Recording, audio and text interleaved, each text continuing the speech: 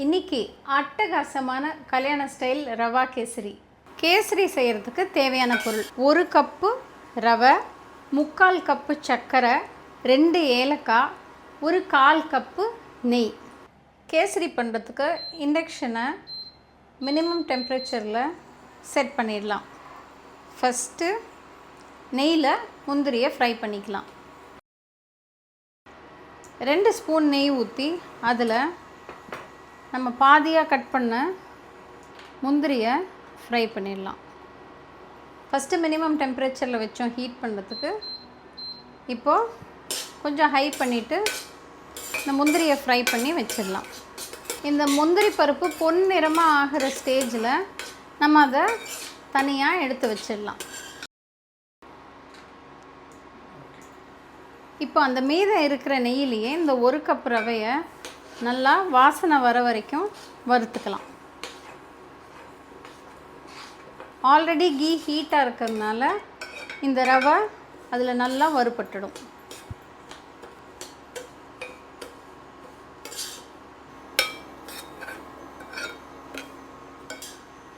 இந்த ரவை நல்லா வறுபட்டதும் இண்டக்ஷனை ஆஃப் பண்ணிவிட்டு இது ஒரு பிளேட்டுக்கு ட்ரான்ஸ்ஃபர் பண்ணிடலாம்.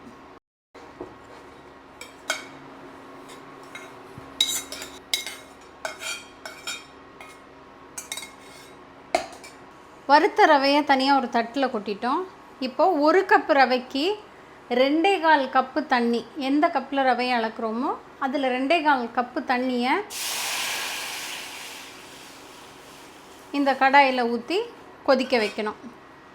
கேசரி செய்கிறதுக்கு பெரும்பாலும் கொஞ்சம் அடி கனமான கடாய் யூஸ் பண்ணால் நல்லது. நான் யூஸ் பண்ணது ட்ரைப்ளை ஸ்டெயின்லெஸ் ஸ்டீல் கடாய்.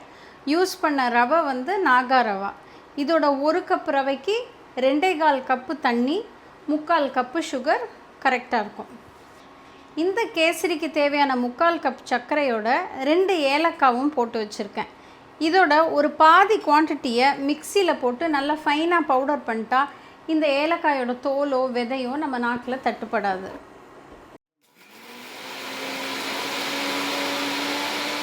சர்க்கரையும் ஏலக்காயும் போட்டு நம்ம மிக்சியில் நல்லா பொடி பண்ணதுக்கப்புறம் இந்த லிட்டை தட்டிக்கோங்க. அப்போ தான் திறந்த உடனே சர்க்கரை பவுடர் புகை மாதிரி வராது. இதை திறந்து பார்த்தாலே ஸ்மெல் அட்டகாசமாக இருக்கும். நம்ம சர்க்கரையும் ஏலக்காவும் அரைச்சி முடிக்கிறதுக்குள்ளே இந்த தண்ணி நல்லா கொதிக்க ஆரம்பிச்சிருச்சு. இது கரெக்டானப்போ தான் நம்ம ரவையை மெதுவாக கொட்டிக்கிட்டே நம்ம கிண்டிகிட்டு இருக்கணும். அப்போ தான் கட்டி தட்டாமல் இருக்கும்.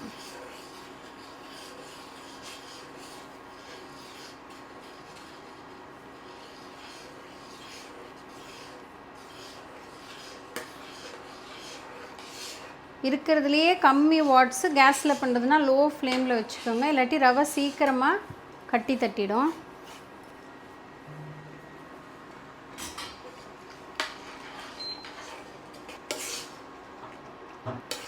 தண்ணி கரெக்டாக கொதித்து நம்ம ரவையை போட்ட உடனே அது திக்காக ஆரம்பிச்சிருச்சு.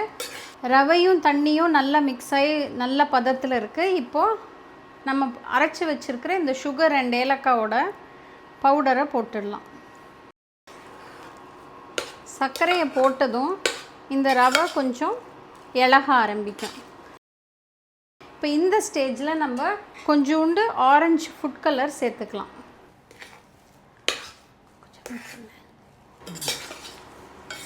கேசரி ஃபுட் கலர் போட்டதுக்கப்புறமா இன்னொரு மீதி 1/2 போர்ஷன் சுகர் நம்ம வச்சுருக்கோம் இல்லையா,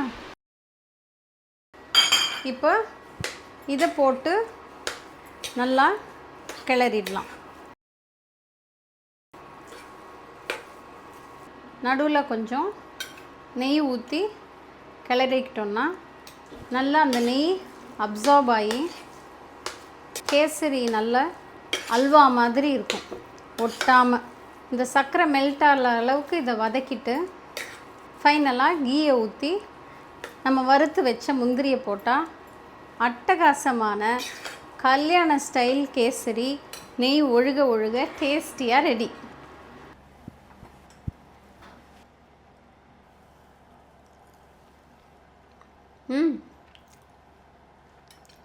ரவை பதமாக குக் ஆகி திகட்டாமல் நெய் இருக்குது. சுகர் நான் ஜென்ரலாகவே கொஞ்சம் கம்மியாக சாப்பிடுவேன், அதனால் 3/4 கப் போட்டிருக்கேன். நீங்கள் அதிக சுகர் சாப்பிடுவீங்கன்னா 1:1, 1 கப் ரவைக்கு 1 கப் சுகர் போட்டுக்கலாம். மற்றபடி கன்சிஸ்டன்சி, டேஸ்ட்